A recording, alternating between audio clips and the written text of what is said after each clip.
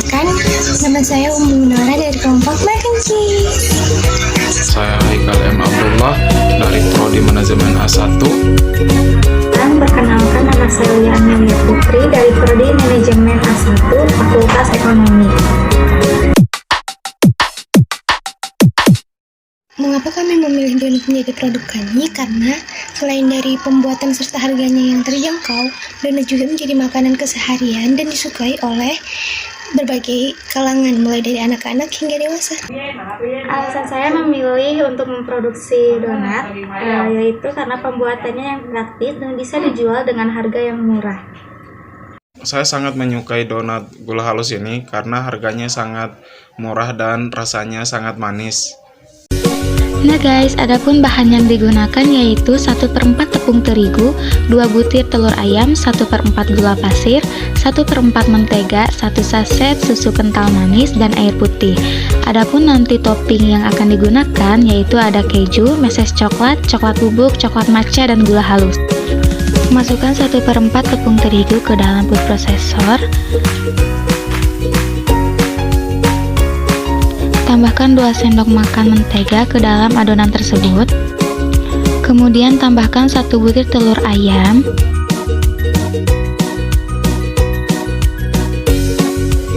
Dan tambahkan putih telur yang telah dipisahkan sebelumnya.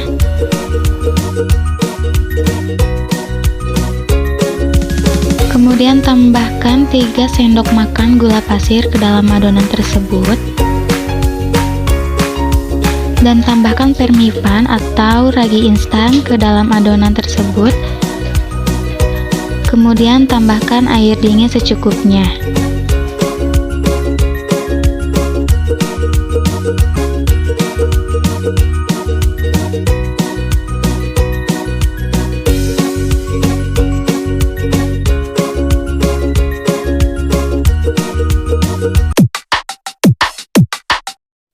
Baik, di sini saya akan menjelaskan mengenai persamaan dasar akuntansi dari pembuatan produk Dubus.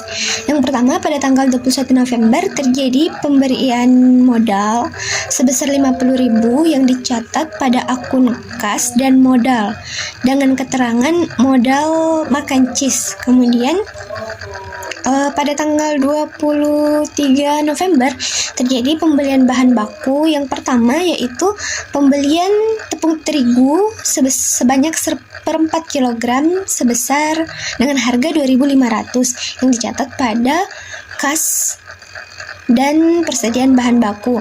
Kemudian pembelian mentega sebesar Rp5.000 sebanyak 1/4 kg yang dicatat pada akun kas dan akun persediaan.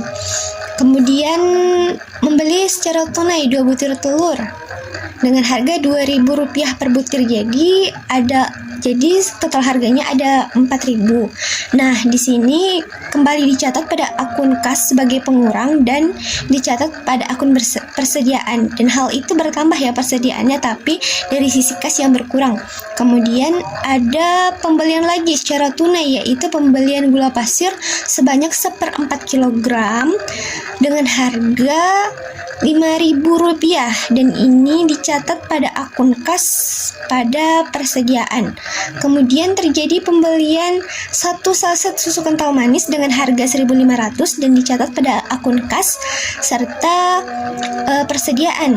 Selanjutnya ada pembelian secara tunai seres sebanyak 1 bungkus dengan harga Rp5.000 yang dicatat pada akun kas dan persediaan. Kemudian terjadi pembelian secara tunai yaitu coklat bubuk sebanyak 1 saset dengan harga Rp5.000 yang dicatat pada akun kas dan akun persediaan. Kemudian selanjutnya terjadi pembelian keju cheddar 1/4 blok yang dimana harganya itu Rp5.000 yang dicatat pada akun kas dan akun persediaan. Kemudian membeli secara tunai yaitu bubuk matcha sebanyak 1 bungkus dengan harga Rp1.500 yang dicatat pada akun kas juga akun persediaan. Kemudian membeli secara tunai minyak goreng 1 liter dengan harga 10.000. Nah, di sini sama kita catat di akun kas juga akun persediaan. Ketika kita melakukan pembelian, maka kas kita akan berkurang, begitupun juga dengan persediaan kita yang bertambah. Karena total modal sebelumnya adalah Rp50.000 dan dengan adanya pembelian bahan baku ini maka modal sebelumnya telah habis, tetapi persediaan bertambah menjadi Rp50.000. Kemudian transaksi selanjutnya pada tanggal 24 November di sini terjadi pemakaian bahan baku sebanyak Rp47.000 yang dimana kejadian atau transaksi ini dicatat pada akun persediaan bahan pada persediaan barang dalam proses, di mana pada akun persediaan terjadi pengurangan sebesar Rp47.000, sedangkan pada akun persediaan barang dalam proses bertambah sebesar Rp47.000. Kemudian setelah adanya pemakaian, terjadi lagi transaksi pada tanggal 25 November. Di sini diterima pendapatan akibat dari penjualan 30 buah Dogulus, di mana harga per satu donatnya ditetapkan dengan harga 3.000. Jadi 3.000 dikali dengan 30 buah tadi menjadi Rp90.000, dan hal tersebut menjadi pendapatan bagi kami, dan di mana hal tersebut dicatat pada akun kas pada akun pendapatan, di mana kas bertambah, pendapatan juga bertambah.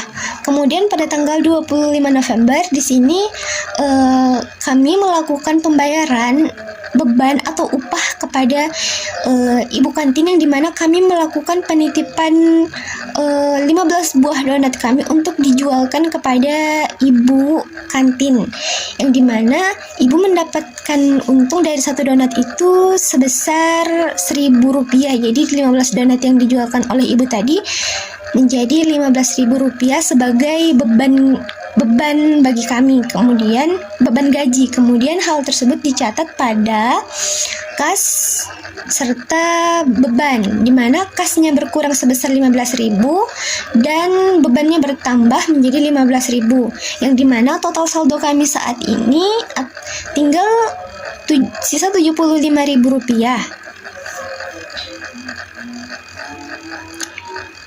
Jadi jika kita lihat di sini mengalami balance dari sisi debit maupun kreditnya, di mana keseimbangan mencapai angka Rp125.000. Oke, next. Sekarang kita bahas mengenai laporan harga pokok produksi dari pembuatan produk Dogulus kami. Nah, di sini dapat kita lihat ya, ada persediaan bahan dalam proses awal, pemakaian bahan baku, kemudian biaya tenaga kerja langsung, dan biaya overhead pabrik. Kemudian dari situ dapat kita lihat harga pokok produksinya. Nah, kita mulai dari awal ya. Nah, di sini persediaan barang dalam proses awal seperti yang kita ketahui ada sebesar Rp0.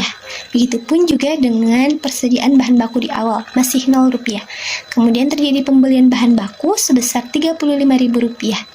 Nah, pembelian tadi menjadi persediaan bahan baku yang siap untuk dipakai sebesar Rp35.000. Kemudian persediaan akhir sebesar Rp3.000 dapat menjadi pengurang dari persediaan bahan baku yang siap untuk dipakai.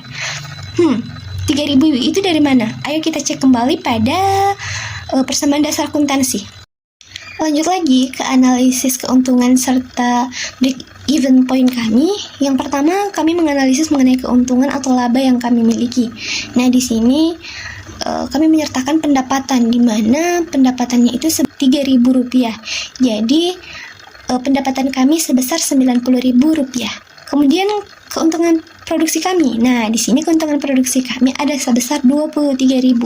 Rp23.000 itu didapat dari mana sih? Rp23.000 itu didapat dari pendapatan dikurang dengan total biaya produksi. Nah, pendapatan kami seperti yang dijelaskan sebelumnya, pendapatan kami sebesar Rp90.000 ya, dikurangi dengan biaya produksi. Biaya produksi tadi udah dijelaskan per Rp90.000. Rp90.000 itu didapat dari jumlah donat yang terjual dikali dengan harga jual donat kami. Nah, di sini total donat yang terjual yaitu sebanyak 30 buah. Hasil analisis produk donat gula halus adalah yang pertama, kekuatan. menjual produk untuk semua kalangan masyarakat. Yang kedua, satu produk terdiri dari beberapa macam bentuk dan rasa. Yang ketiga, bahan produk yang terjamin dan higienis. Yang keempat, outlet sederhana dan murah biaya.